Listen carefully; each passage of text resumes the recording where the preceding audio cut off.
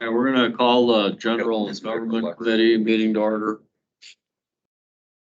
For a motion to approve the agenda. I'll make a motion to approve the agenda as presented. Second. Any discussion on the agenda? Not all in favor? Aye.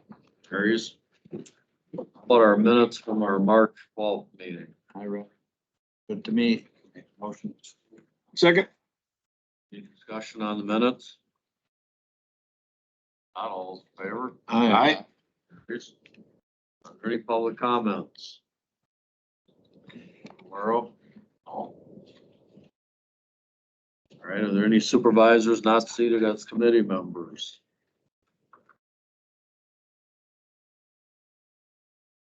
All right, we'll have a quarterly review of our investment. Good morning. All right. This information is all in your packet from that I passed around.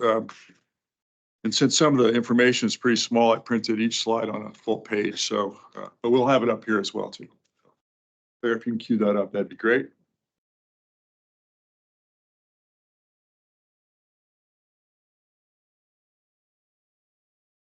You can go to the blue slide there, next one down. Just for situational awareness, we've still got this yield inversion going on where they pay us, put money in a cash management account. They don't pay us very well if we put things long term. And there's a difference of more than a point there from as long as we'd ever want to go 4.15 to now it's over 5.2. And that's about what a cash management account is paying for us right now. So as you'll see in a second, we still have a lot of money in our cash management accounts, but we're starting to do some laddering out with our investments. So maybe we'll go to the next slide. So this is just a snapshot of our investment portfolio. These are future values, par values, what we'll get if we leave everything in for instruments until maturity. 27 million earmarked general fund, about 5.4 marked health fund. Now, before we get excited about that number, right now we're already running about 1.2 million light on the health fund for this year, 3.5 months in. Total under management, around 32.5. That's about $1 million more than last quarter. So these rates are helping us out. In terms of the type of instrument we're in, got a relatively small amount in CDs. A lot of some's localized, some is distributed throughout the country. There's that cash management number, almost 15 million. Then we got almost 16 million in treasuries. So if you'll go to the next slide, I'll show a little, it's probably easier to see in your packet. So the orange are the days and the blue on the lines below are years. So you can see that we're laddered out. Some decisions were made a couple of years ago. This was a good rate, 3%, 2.99. And my predecessor parked money in that. We've still got 5 years to go on that. All the way up to this, we'll buy a 300 grand at almost 5.4. So what do we do if we start to, we're not market timers. Our primary job is to maintain liquidity. But if we think that there's going to be a slide in rates, right now we're looking at that 180 days. And we haven't really gone beyond that. So we'll start to look beyond 180 days if the rates start to slide. So this is our SEC ladder. Our investment managers, PMA, help us with these determinations, as does the investment committee. But you can see we've got a nice, or a pretty even slope there. If you go to the next slide, you'll see even though we've got a lot less money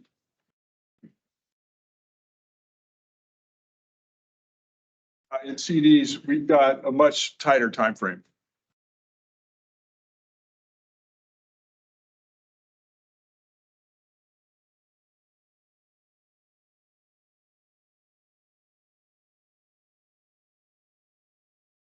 Yes, that should say 1.8 million, not 5. A mistake there. Which one? That's- Oh, Any questions about where we stand on this?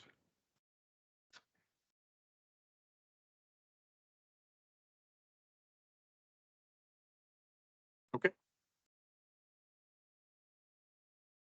great. Who's gonna give us the presentation regarding Pace?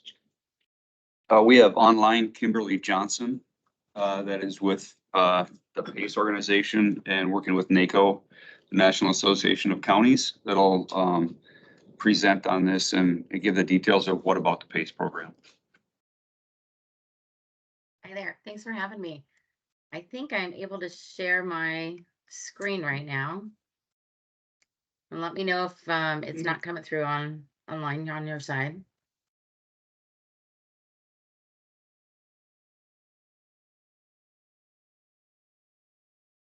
Can you see my screen yet? Yes. Yep. Perfect. Again, my name is Kim Johnston. Thanks for having us today. I'm with the PACE Wisconsin program. It was a program that was built by the Wisconsin Counties Association, the League of Wisconsin Municipalities, the State Energy Office, Green Tier Legacy Communities, Slipstream, the organization I work with, and Von Briesen and Roper about 8 years ago. It took a while to get the program off the ground, but now we are currently have 52 counties adopted in the state of Wisconsin. And I know I sent CPACE and some general information over ahead of time, but basically what CPACE is, it stands for Commercial Property Assessed Clean Energy. It's a tax financing mechanism that allows commercial property owners to finance 100% of the hard and soft costs of their project. It is fixed rate and long term, so it can go up to 20 to 30 years depending on the measures that they finance. My apologies. 30 years being on the long term, and that is for things like solar. Normally fixed rate long term runs up with our projects runs anywhere from 22 to 23 years. It is also able to be transferred to the property owner on the sale of the property. So this is a product that we see commercial property owners using instead of mezzanine financing. And it doesn't take out their existing mortgage that they usually use for the property.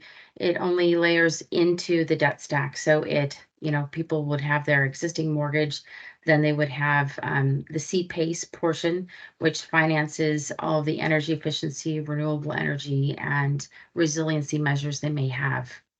Currently, this is the participating counties that we currently have. As I mentioned, we have roughly 52. We are working as projects come to our door to then go ahead and work with the counties to have them adopt PACE. We are also speaking to Richland and Kewanee later this month because they also have projects in their areas that would like to onboard and use PACE too. And please interrupt me at any time, especially, or if you want to take questions at the end, that's fine. So CPACE works for all commercial property types, everything from healthcare, industrial, multifamily, which we include as 5 or more units, retail, agriculture or agribusinesses, hospitality. We've seen a ton of hotels, bowling alleys, ice skating rinks use CPACE. It also works for not-for-profits like churches, office buildings, and mixed-use facilities. Project types include everything from new construction projects to adaptive reuses of older buildings, renovations, refinancing, or equipment installation. The only thing PACE doesn't work for is for municipal buildings or for city-county buildings. So this is something that you can't finance your own projects. Some of the most common eligible improvements include water efficiency projects, things like lighting systems, LED lighting, both inside and out, building controls, the building envelope, furnaces, boilers, and chillers, heat pumps, variable speed drives, low flow fixtures. We see that a lot in senior housing, multifamily housing. It works for heat recovery, EV charging infrastructure, and fuel switching. Those two last things were just added by the state of Wisconsin as allowable measures within the last year. because they are noticing that a lot of manufacturers, Hy-Vees, mixed-use buildings are needing to put in EV charging infrastructure for the larger municipal cities. And this is an allowable measure that they allow for under the PACE program. It also works with renewable energy types of projects. We have seen quite a bit of solar PV on agribusiness, along with hospitalities like the Hiltons, battery storage, biofuel, biodigesters, and wind. We haven't had any of the latter three yet go through the CPACE project or the program, but it is an allowable measure that you can use in the program. Currently, we have 29 different capital providers that have signed up to use CPACE. So it does give property owner a nice mix of both local lenders, regional lenders, and national lenders that have CPACE funding tagged for clean energy projects. Right now, we have finished 104 projects in the state of Wisconsin, excluding the city of Milwaukee's area, which they have an additional 32. And this is about $220 million of clean energy financing that's been pumped into those counties. And my apologies if I'm going too fast or if we need to backtrack, please do let me know. Multifamily is something that is a specific market sector that has been used in almost all counties, whether it's senior housing, workforce housing, or even market rate housing, where you see a lot of these. The Urbane and the Bryn were adaptive reuse buildings in Allegheny and Winnebago counties. The Peloton, which is a mixed-use new construction project. And then, as I mentioned before, we've seen senior living facilities be one of the users of CPACE 2, both new construction and adaptive reuse, because they're using both the water efficiency, the energy efficiency, and in some cases, the renewable energy for those projects. And I can go into later detail, but with in here. So in the next slide, the CPACE loan size ranges from 100,000 up to 50 million. I believe the lowest loan that we've done so far has been $109,000 for solar on the Spooner ice skating rink. The largest loan we've probably completed to date has been $10 million in Madison for the Oscar Mayer factory redevelopment. They're going to be doing some multifamily mixed use on that property. So with PACE, they like it again because it's fixed rate long term. It's set by the allowable measures that the property owner decides to use on the project. 10 being the lower end, 30 being the longer end. It can exceed the life of the measure included on the building. The interest rate is not purchased down, it's market rate. And my apologies, the slide is a little bit old. It's not 7% anymore, but it does go with the market. Average loan size, anything within that range is fine. Some of the program requirements for the state of Wisconsin is they do need to get their mortgage lender's consent first, because this does hop into first position. So if you want to think of it as a very expensive sidewalk, but the PACE portion is always in first position. Also for the loans that are over $250,000, so for the 250 up to 50 million, they do need to get an energy assessment to make sure that they're going to be getting the savings off of the project that they are promised. The security is the property tax assessment. And as I mentioned, the term of the loan is up to the life of the equipment. Now they can roll in 100% of the hard and soft costs, which is why a lot of not-for-profits or folks who just are looking to use operating capital a little bit differently. That way they don't need to come to the table at the close with their own equity down. They can pay for the updates for 100% out of the life of the project. We do have some additional information on the PACE Wisconsin website. And I did want to mention also, if you do pass the resolution, the Wisconsin PACE Commission does meet once a month to review ongoing applications and projects. The a project would never get to the PACE Commission without being reviewed on our end with the energy assessment, going through the closing, and then being able to be approved by the Wisconsin PACE Commission. And each of the participating counties does have a seat on that commission. I do want to just share one additional thing with you. My apologies. I'm going to flip around here. So again, as I mentioned, the portfolio of what can be used in communities is quite different. So whether it's an ag-based community, whether it's student housing, if you have hospitality, both new construction or adaptive reuse of buildings. I love to use this Miles Kimball example. This is a 120-year-old building that had sat vacant for quite some time in Oshkosh, that used a little over $900,000 in CPACE financing to turn it into a functioning multifamily building, which is a nice success story and has added tax base for the county too. That is pretty much my presentation. I do want to point out one other thing. We do have the project center, which is where people go to once they have a project. They have to sit, obviously, they have to have a project that's currently in a participating community or county. And the new applicant would go in, create an application. We've tried to make it fairly seamless. And then they pick their capital provider, their contractor, and they all do have to be participating capital providers or contractors in the CPACE program. There was no cost. We just vet the contractors and capital providers to make sure they're in good standing. It's another safety guide to the program.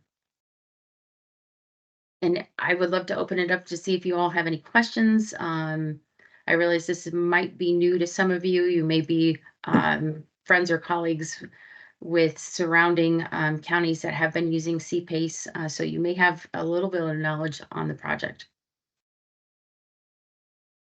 I guess one question I have is what commitment financially does the county have to joining the partnership? And that's zero. So it is a no-cost economic development tool for the counties and the municipalities that sit within. Really what we are looking, it just is the adoption of the CPACE ordinance. And I believe I had sent over some of those documents to the county clerk ahead of time. If not, my apologies, and we can send those over. They are the same for across the board for the state of Wisconsin.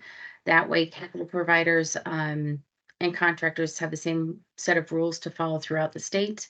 Many states are not like this. And they have to work within each community or municipality to try and lift a program.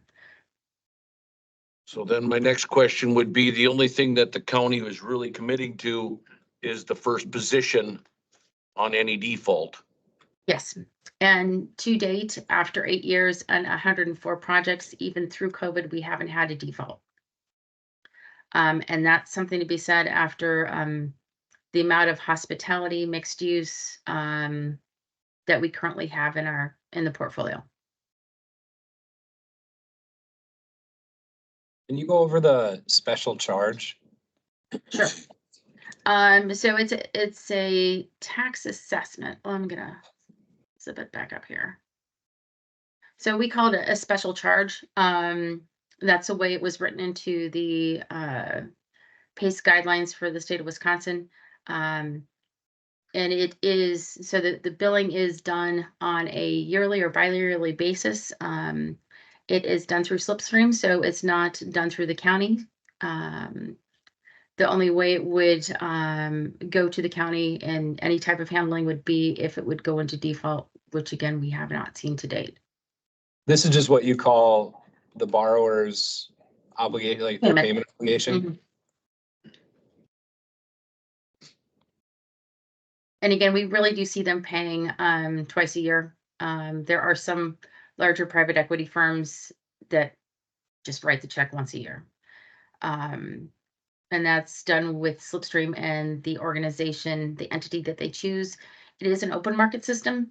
So we do have multiple lenders vying for property owner's business, simply because they get a better rate that way. I will say there for different market sectors, there are people better positioned to work with ag. We have Compeer Financial and German American State Bank that have done our ag loans for us. If it's something much larger, we'll have these individuals on the bottom most likely be able to secure the best rates. Not always, but we really do firmly believe in an open market system being able to provide the best rates for that commercial property owner.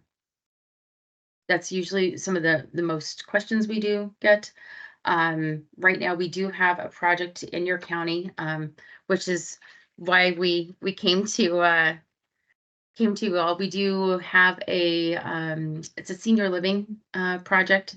Again, they did a pre-application into the PACE program, and we noted that you were not currently a participating county, and we would have to reach out to onboard. In addition, it's a smaller loan of $344,000, which would be in PACE. And I believe credit union is looking to be able to join as a PACE lender to be that participating capital provider. So of all the capital providers that you have, is that PACE rate the same for all? No, Right, it's you have not. different- It Okay. is not. So it's open market. And we do encourage, we have I don't mean to make you dizzy, but I do want to show you a couple things. We do have a capital provider listing on our website that does show ranges, contact information. And again, because it is open market, we can't, and you notice you have Blaze Credit Union, which is joined within your area. I think that they would like to do some within your region and specifically your county.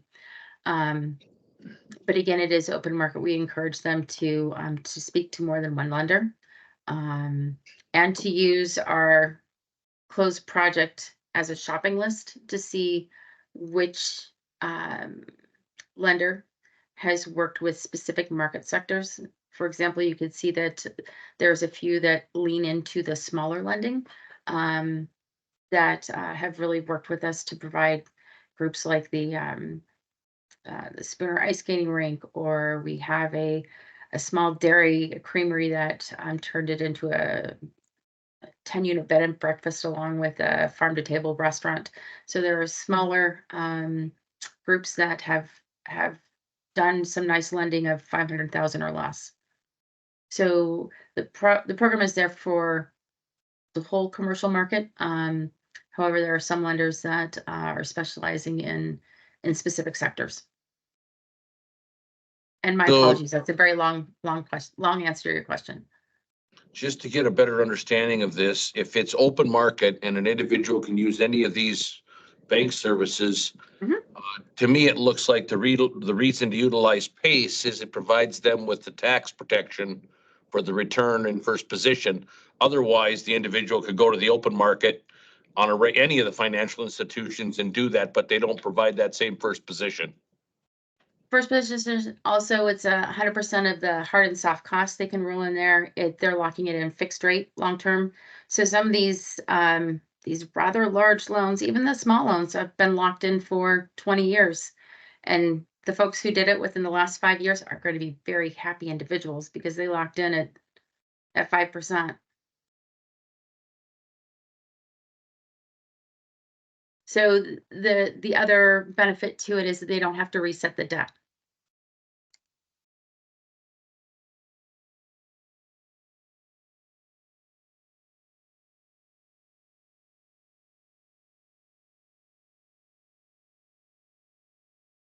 And again, PACE isn't probably the solution for all loans, but for those looking to update their energy efficiency, water efficiency, or renewable energy portion of the project, PACE is a nice option for people to use that. And is that repayment, is that based on the benefit that they get from that project at all? Mm-hmm. Absolutely. So there's an energy audit, as I mentioned really briefly, that's done. Our engineers evaluate the energy audit after it comes in and review it just to make sure it is accurate.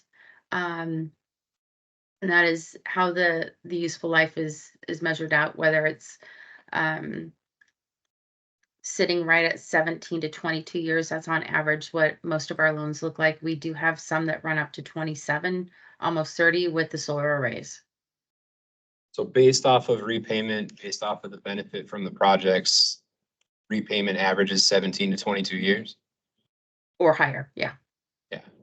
I would love to say we have more solar in our program, but we've seen a lot of energy efficiency, water efficiency, and we don't have stormwater projects that have closed in the program yet, but stormwater is also one of those resiliency measures that is allowable in the program too. So obviously that wouldn't have an energy savings parameter to it, but there is a mathematical equation that goes into how long you can finance a stormwater abatement. Thank you.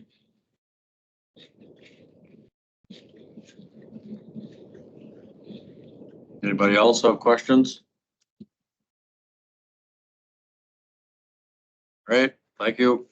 You're very welcome. All right, that's gonna bring us to a discussion and possible action. A resolution to authorize a partnership with the Pace Commission. Is there any more discussion? One of the items driving this is, Polk County did get an application for a PACE project from a business down in Amory for that.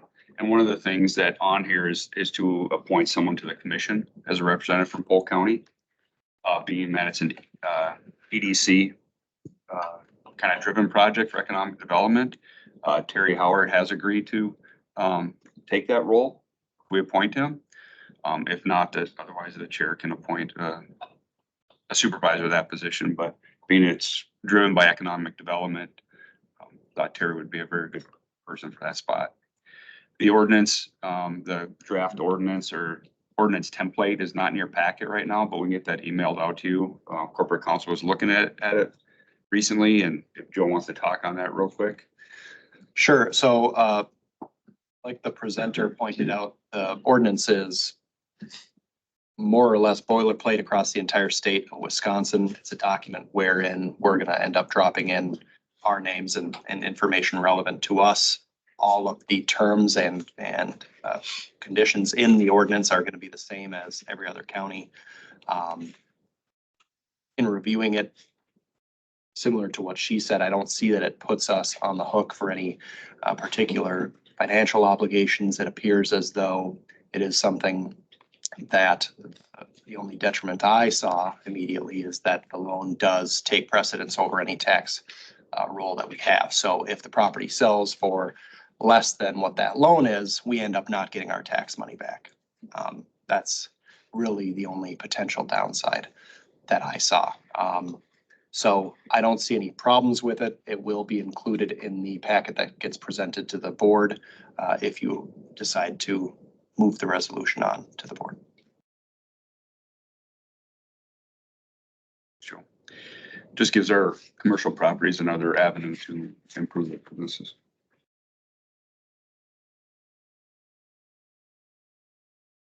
Our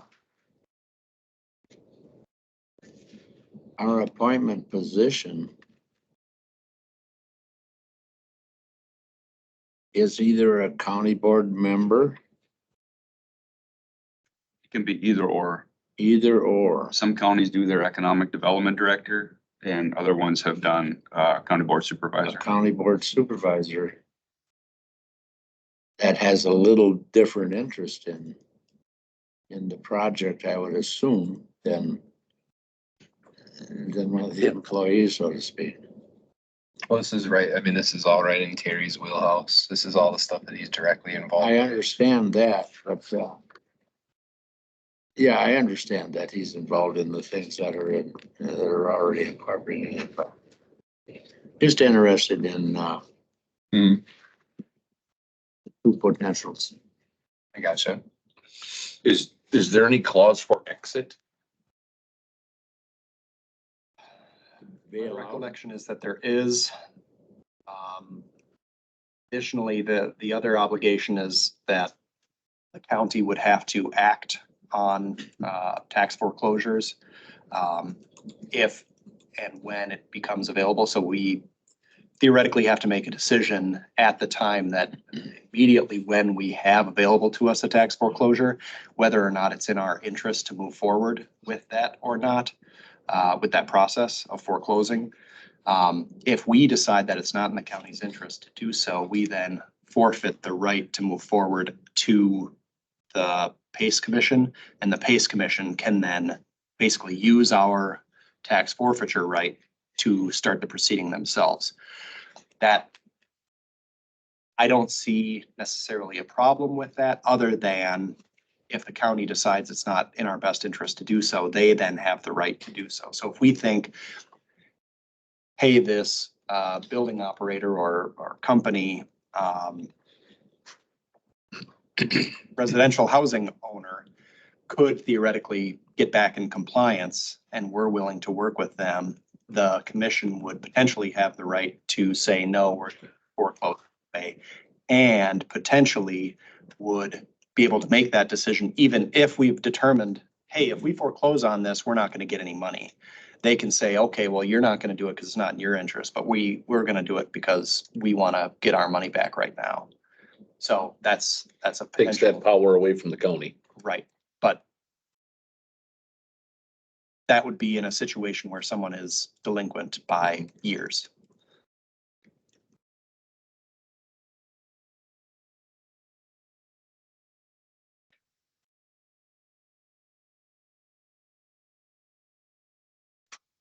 All right, does anyone wanna move on a motion to move this to county board in some fashion? Well, I'll make a motion that we move it to county board for their consideration of the acceptance denial. Oh.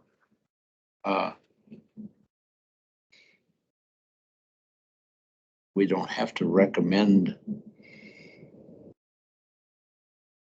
our input on it at this time that I see. It's something that the county board's gonna have to go, we're gonna have to go through this again with the entire county board so they understand what's going on and what they're approving, so. This is getting to be a real lengthy motion, so. Yeah, well, I didn't mean to make it as a motion. I had more of a conversation at this time, but So your motion is just to move it to county. for their consideration, Without recommendation. without any recommendation from I'll us. second that. All right, any more discussion? All those in favor? All right. Carries. All right, how about our carry forward funds? It's gonna be for that. Yeah. So each year at this time, we review the projects for the previous, there were dollars were allocated in the previous budget year. And if they weren't completed and funds remained unspent, we bring those over into the current budget year. So this is something that happens every year. And the list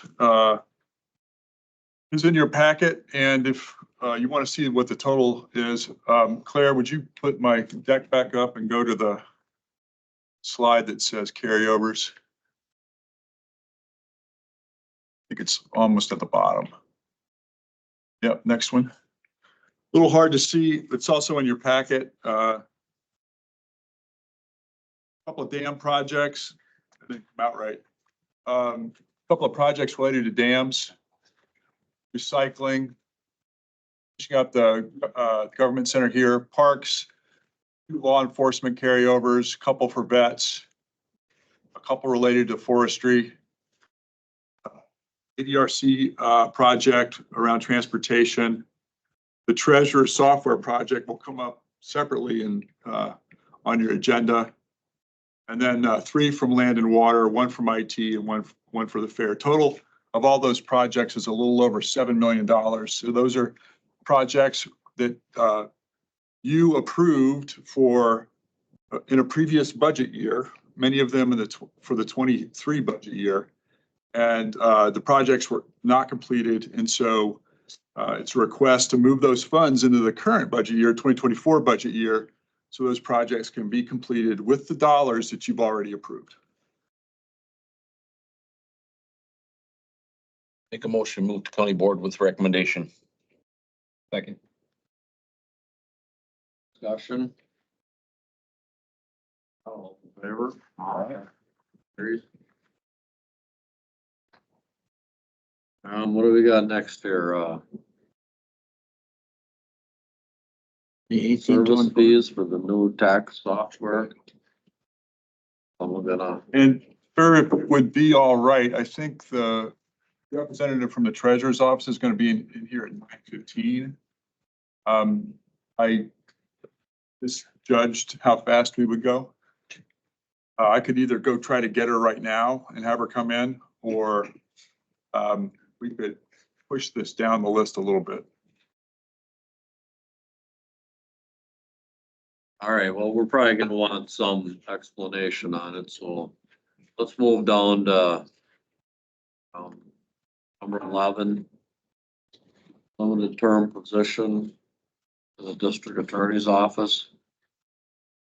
I'd be happy to handle that. I don't see the DA here, but I believe I can provide an explanation. So the district attorney has some cases that need to have follow-up and has some budget dollars for this fiscal year to put toward that effort, but not enough for the complete year. So I think they found $8,000 to do this, but they're requesting additional funds. That $8,000 will last a month or two to hire an investigator to pursue cases that have not been resolved. So the DA is asking for additional resources to take that limited term employee past the dollars that they've got in their budget for it through the end of the fiscal year. Now, the way a limited term employee works is no matter what happens, that employee is no longer an employee of the county as of December 31st of the year that that person is appointed. They would have to be reappointed for the next budget year. A good question might be, well, what happens if we approve this request for this budget year, fill out the remaining months with this investigator? I'm not the DA, but it wouldn't surprise me if the DA comes to you through the budget process and asks for this position to be made permanent in 2025. That's under the DA's office control, not mine, but I'm anticipating that that would happen. I can say, and if the sheriff was here, he said it in Public Safety, Public Works that he supports this initiative. And Jeff Kemp, the DA, did appear at Public Safety, Public Works and made the argument that I'm making for your consideration. Also with that, this is designed to speed up the charging of individuals, and where he has issues with is when a crime or something is committed right away, the follow-up needs to be a couple days later. So on an assault case, the bruising isn't there right away, so they need to follow up with it, and they don't have staff for it. Also, I have asked the DA to track this to see what efficiencies does he have with this extra position that does this, so that he can show that he get X more number of cases charged in a shorter time. You say that he's running out of funds and he needs this to assist. Did the funds that he's functioning on come from our budget? Yes, sir. So he had about $8,000 that he found, yes, that were approved last year for purposes of executing the work of the DA's office. And 8,000 of that roughly has been put toward hiring this investigator to do the work that Mo just mentioned. The issue is that $8,000 is only going to go for a couple of months, and he's asking for coverage for the balance of the fiscal year. The verbiage in the resolution states, due to our challenging employee base in the sheriff's department that traditionally have assisted with it, is why this position is needed. So what happens when we fill those positions in the sheriff's office to be able to assist in this process if we've already created a full-time employee to do that job? Well, that's a great question, sir. And I think that's the purpose of the limited term of this. So if it turns out that either Jeff can't show a lift from this, or the sheriff gets appropriate resources, gets the hires in place, then there would be, the position goes away as of December 31st. So the next time you'd have an opportunity to consider this, if Jeff were to come forward, would be in the budget cycle, and then you would probably want to ask that question again.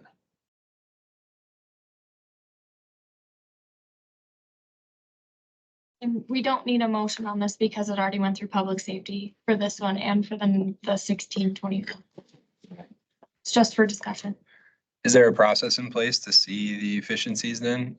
Like, is there a check-in noted or like where we're gonna say, okay, now we saw this many more cases? That's what the DA is working on for me. Some point to show those efficiencies. So that's where the real value of that will come in at budget time. If he brings that to the table to extend it, then we can truly evaluate and understand if that was a good decision or a bad decision on our part. But at this point, what he's looking for is the means to be able to prove that. You're also gonna find that it's reflects the demand. Because there are certain cases that take an awful lot of time. And someone like that devoting his time to it would take an awful lot of pressure from off of the sheriff's employees and his efforts. And if I could add one note, when the DA and the sheriff were discussing this at Public Works, they had mentioned that the person they hired was a retired investigator, deputy from, I believe, Douglas County. Yeah. And had already delivered some solid results. So they've got a good person in place, according to the DA and the sheriff. But just for clarification, if this, and I'm getting way ahead of myself here, but if at budget time in 2024, they came back and we bring that back as another limited term, provided we don't have enough law enforcement support at that time, renew it as a limited and not make it a permanent FTE? Yes, sir, you can do that. Because he's utilizing the position right now, like 20 hours a week. Okay. So we would not bring it back to full-time, back to part-time, no benefits.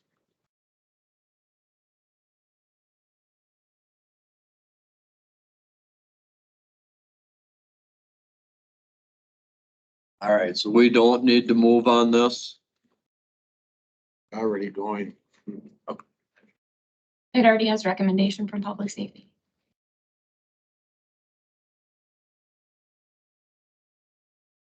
Why did it come here? Because it's a financial resolution. I just question why it would come here and If we're not acting on it. we're not acting on it too. Right.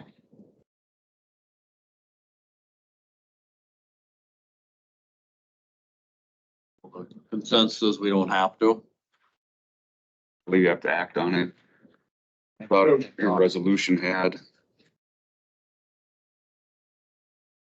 Joe has stepped away, but my understanding is that only one committee can act on a proposed resolution, and Public Works took the initiative and did that. But since it's got budget implications, we present it to the General Government Committee for the General Government Committee's awareness. Then they should do it too. Because the public protection doesn't have the authority on the financial aspect of it. I think it's a reasonable question to ask if we should front. What's wrong with us doing it? The reason you can't make a motion on it is because that would mean that it's enough people to be a full quorum of Oh, the county yeah. board. Therefore, it would typically already have passed county board, which is why we are only supposed to go make a recommendation through one committee, not two. Even though how we vote here is irrelevant to how we vote at county board. In here, it's to move it. Even with, if it's with the recommendation, it's only to move it. I'm just surprised that that the other commit or that he would have taken action on it. Yeah, the financial aspect.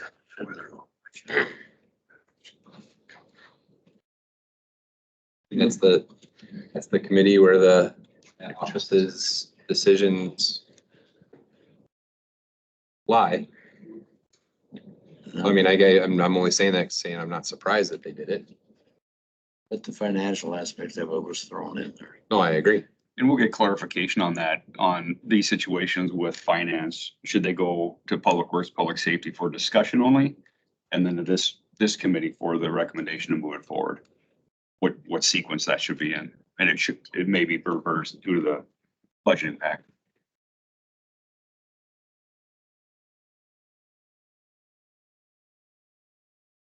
All right, what's the county forest project loan? Come up there. Oh, come on.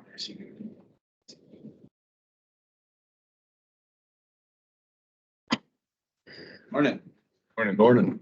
Probably haven't met everybody before. A few of you are familiar, but I'm Brent Cisco. I'm the County Forest Administrator. This project loan or resolution that was brought forward here, it's a negotiation that with the Ice Age Trail currently. Ice Age Trail owns a 40-acre parcel in the town of Lorraine. We're still in active negotiations, but this essentially this project loan would allow us to purchase the property in full. I do have a Knowles Nelson stewardship grant that is in review right now that would pay for the other half of the acquisition costs if we're granted it. So the project loan is essentially a line of credit that the state, the DNR, gives to the county forest systems. There's no interest on it, and it's paid back through timber dollars or timber stumpage. And it's only paid back during when a timber sale closes. So if we had 4 years with no timber sale activity, the loan would still carry itself at zero interest. So it's a pretty good program that the state has with the county forest system. So yeah, essentially this loan would help the county forest and the county itself pay for something in full and not have to deal with wires from grant applications and stuff like that. So and it also requires a resolution on the state side to get that application through for the loan. So yeah, I don't know if anybody has questions on it. Because I haven't done my homework. Does the Ice Age Trail run through that 40? Yep, yeah, so the Ice Age Trail does, the Snowmobile Trail does as well. This 40-acre acquisition will block up county land to state land. So it cumulatively blocks up over 7,000 acres of public land contiguous acres. So it's a pretty substantial public land block. It's not currently on the tax roll, so that change wouldn't Yeah. have any effect on the tax roll at all. Correct. Ice Age Trails, a nonprofit. Correct. We're gonna pull it off the tax roll. So I had to get Town of Lorraine support. The Knowles Nelson Stewardship Program. Now anything north of 64 needs for acquisition projects needs Town of Lorraine town support. So you have to pass a resolution just to apply for the grant now, and then that will go to Joint Finance Committee. They're expecting July or August. The state is in review right now of the appraisals and my application for the next couple months. And then it'll go to Joint Finance Committee for final approval. And then it'll pay 50% of essentially 50% of the appraisal costs, plus even 50% of title insurance, recording fees, stuff like that. And then my loan will come back and pay for the rest. So There's sufficient timber to pay that loan back? yeah, correct. Yeah. And it's paid back as it's getting cut. Right. So it'll always be flowing, the loan will always be flowing with my timber sale revenue. Yeah. So. It just wouldn't make sense if it was clear cut already. Yeah, yep, exactly. And it's all the forest by timber sales. It's not for that particular property. So, and there's it's roughly 32 acres of 15-year-old popple. And then the other 6 acres is 6 acres of mature oak that'll kind of lump right into our timber sale stands, and then a couple acres of wetland. So it's pretty upland.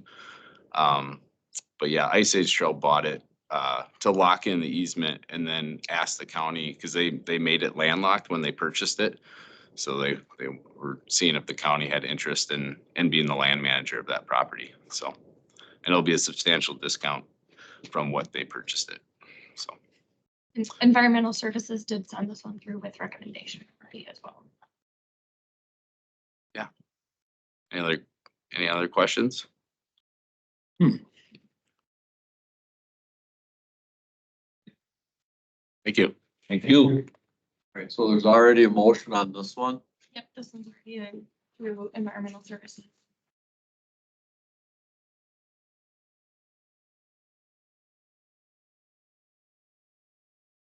Um.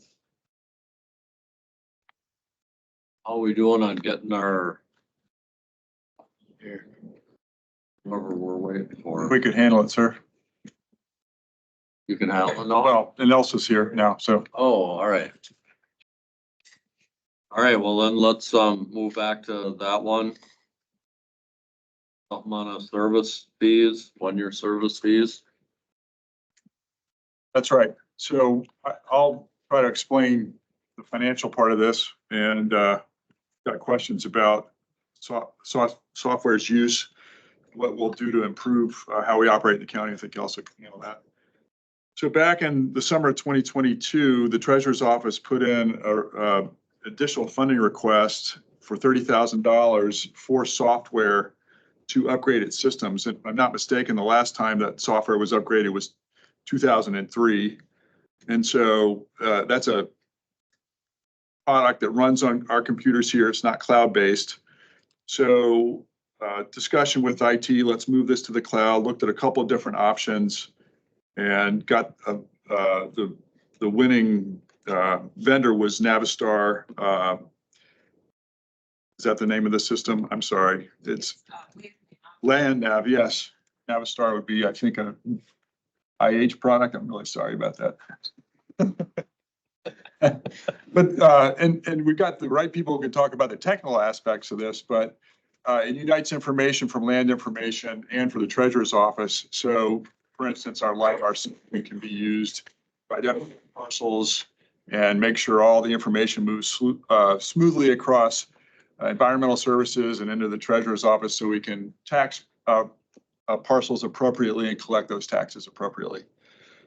So somewhere along that line, from 2022 to now, that service fee of $41,000 was missed. That's the cost to make this changeover from one system to another.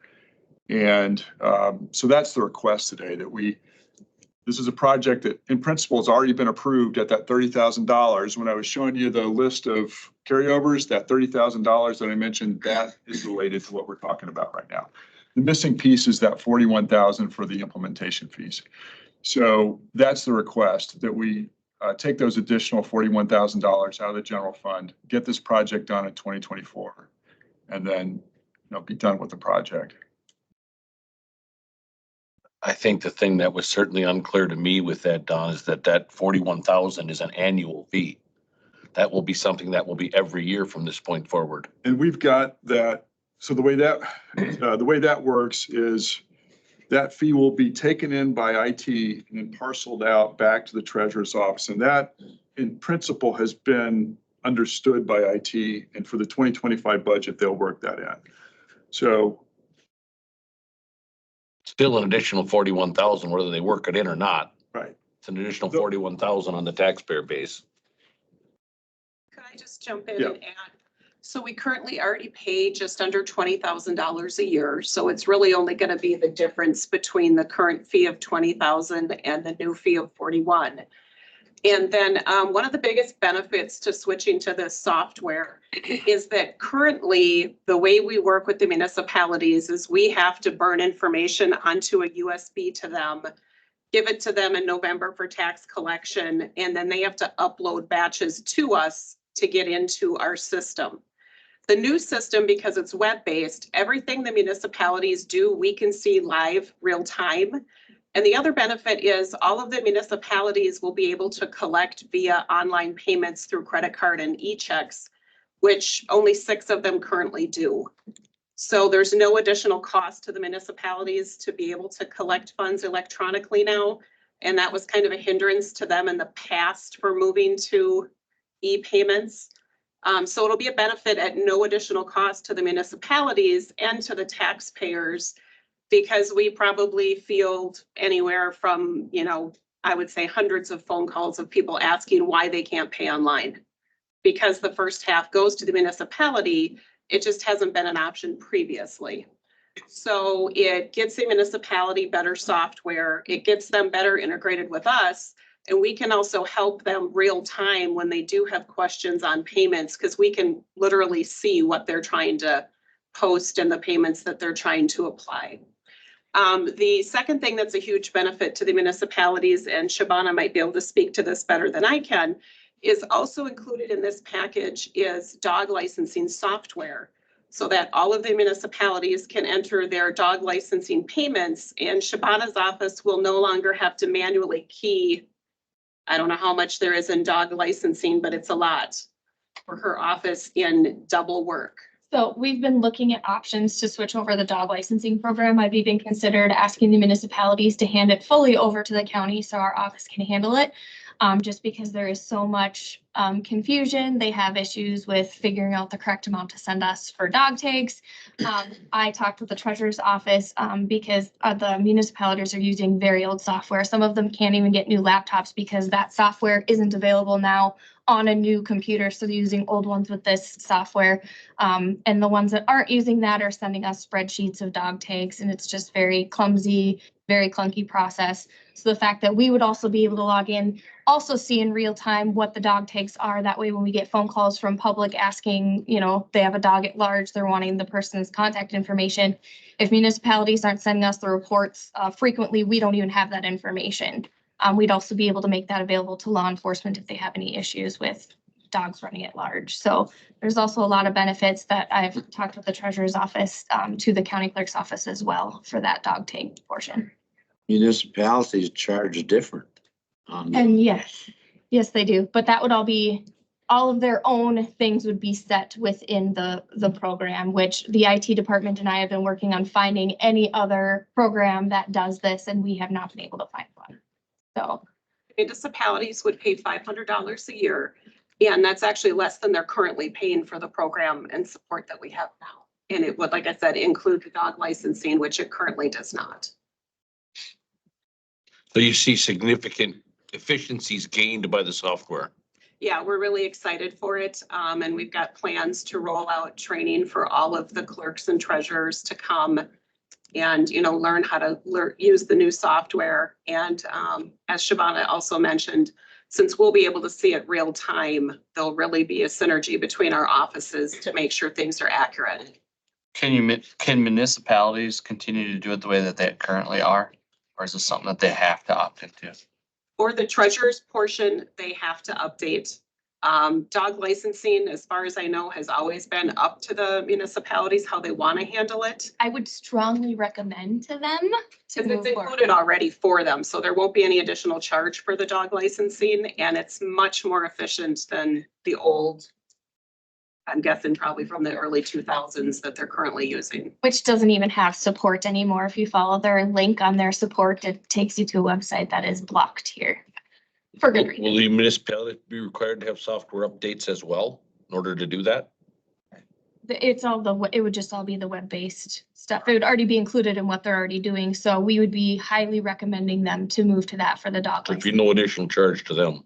No, and the other benefit is because it is web-based, a lot of the municipal treasurers and clerks have other full-time jobs, is they can log in from any laptop, any PC. They now don't have to have that one that they're tied to their town hall anymore.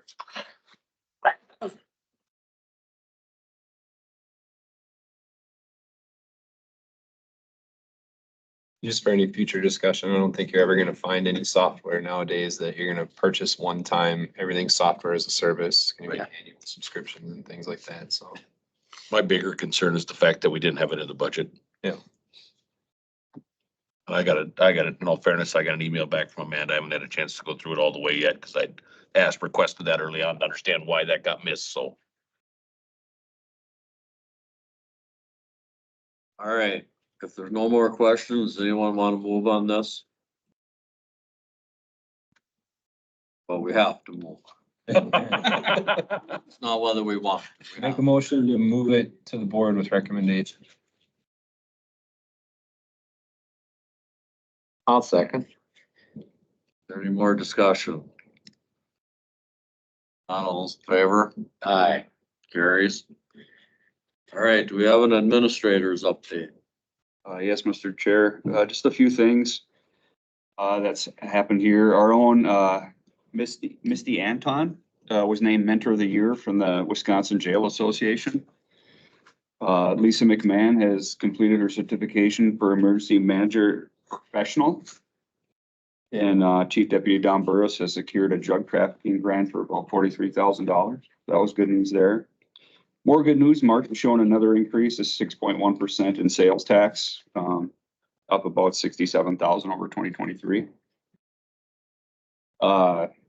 Environmental Services has sold 16,927 trees. They'll pick them up April 6th here on their tree planting program. It's good news there. I think they're still peddling some form of trees also, so I'm not sure what brand, but they have a few extras left too. A couple of facilities projects. The CISA building or Northwood College roof is being installed right now. That project came in under budget. The bullet resistant glass over the Justice Center came in under budget. That's going to start soon. The HVAC and boiler replacement for Northwoods College building, that came in slightly over project. Those three facilities projects should balance out at the end, over and unders on that. The Clam Falls project update, Lunda will be on site mid-May. Already taken down the trees and the utility poles have been moved out of sight for the crane, so that's moving forward. And I just received some photographs of that back from 1914 of the old dam and when it was breached in 1918. So I'll try to put something together with Claire so you guys can see those. It's pretty interesting. Watching a guy kneel out across the water on two telephone poles. He must have been a low man on the seniority pool now, but it's pretty interesting. The Sheriff's Command mobile command vehicle is at Custom Fire in Osceola for its upgrades. We are currently working with a company called CGI. Reached out to us and they are with NACO also. And they were going to do 6 promotional videos at no cost to the county for us. And along with that, have an opportunity to work with our local businesses to showcase Polk County, which will go on our website and the national website for counties on that. And that's no cost to us. We did get one housing application for our housing program for $70,000. So that's good news. We're going through that one right now. So hopefully that'll get traction to spend the rest of that money also. And then we're currently in community services watching placements costs, which is going to impact our budget. We have some higher placement costs for children and stuff. So we're more to come on that, on how that's going to affect us. And lastly, I just want to thank Ryan for his time on the board. Appreciate working with you and thank you for your service. Same with you. Thank you. That's all I have. All right. What do we got on our work plan?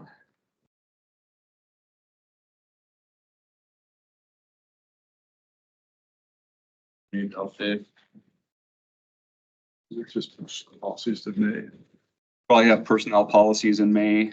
And again, your meeting in May, you'll pick your chair and your vice chair also. We'll be added to that one. And subsequently,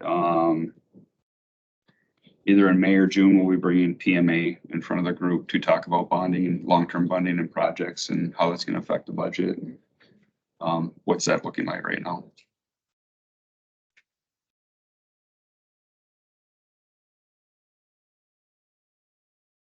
Anyone have anything else for, well, actually, we probably shouldn't even be doing this. Let's go back. The items that are on there. Subject matters for the next meeting. We don't even know that any of us will be on this committee next time, but I guess there'll just be a meeting. Whatever We'll add stuff to it for you. items, yeah. And that meeting will be at 8:30 in the morning, and then that committee will decide on schedule. All right, got one item to go. Motion to adjourn. Second. All in favor? All right. Carries. And adjourned at 9:35. Bye.